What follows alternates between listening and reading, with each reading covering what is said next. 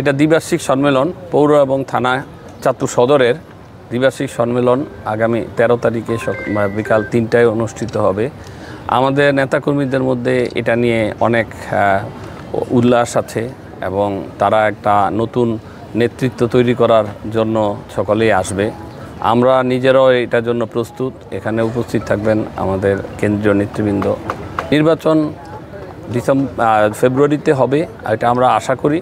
নির্বাচনের জন্য আমরা অনেক আগে থেকেই প্রস্তুত এবং আমরা কাজ করে যাচ্ছি যেন নির্বাচনে বিএনপির সংখ্যাগরিষ্ঠতা চাঁদপুর 5টা আসনে আমরা পুনরুদ্ধার করতে পারি এবং ভোটের মাধ্যমে।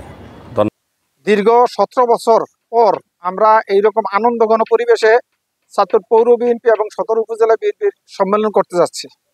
এই সম্মেলনটি আমাদের জন্য একটা মানে চ্যালেঞ্জের মতো। আগামী দিনের চ্যালেঞ্জ মোকাবেলা করার জন্যই আমাদের এই সম্মেলন। আগামী দিনের চ্যালেঞ্জ হলো জাতীয় নির্বাচন। সেই নির্বাচনে আমরা কিভাবে বিএনপিকে জয়যুক্ত করতে পারবো, সেটাই হলো আমাদের প্রধান লক্ষ্য। তবে আমি একটা কথা বিশ্বাস করি যে এই যে আমাদের পৌর এবং সদর উপজেলা বিএনপি সম্মেলন ছিল, সেই সম্মেলনটি আমাদের নেতা জনাব তারেক রহমান সাহেবের নির্দেশ ছিল গণতান্ত্রিক উপায়ে কমিটি গঠন করা।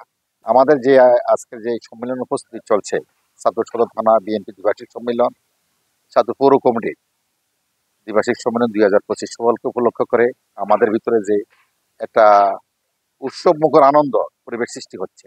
ইতিমধ্যে আমাদের 14টি ইউনিয়নে আমরা প্রত্যেকটি ইউনিয়নে আমরা গিয়েছি, আমরা আলোচনা করেছি। 17 বছর পরে সম্মেলন হতে যাচ্ছে। এই চাঁদপুরের মানুষ অনেক দিনের প্রতীক্ষায় ছিল। এই স্বৈরাচার পতন হয়েছে, মুক্ত মঞ্চে এখন সম্মেলন হবে।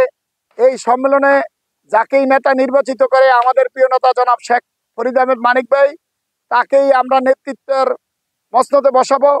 এবং এই আন্দোলন সংগ্রামে যারা ছিল, যারা এই স্বৈরাচার বিরোধী আন্দোলন করতে যে বিভিন্নভাবে মামলা হামলা জেল জুলুম খেটেছে, তার থেকেই আমরা আশা রাখি যে নেতা নির্বাচিত হবে।